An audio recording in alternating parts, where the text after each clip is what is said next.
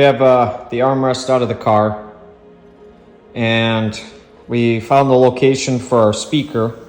It's going to be right in here. But what we're going to do is we're going to cut out the wood behind this, about a half inch all the way around. But what I need to do is I need to have a speaker mesh. And to do the radius, I could do a bunch of different things, but what I come to figure out is that the fiberglass is probably going to be the best route.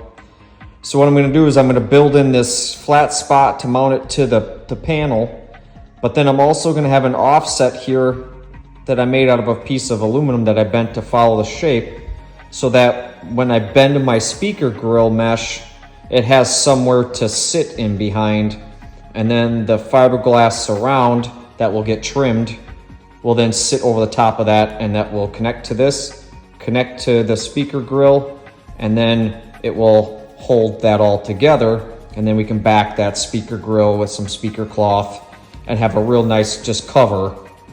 And also this will be removable, so I can get in behind here because there is a bolt that holds this panel to the inside.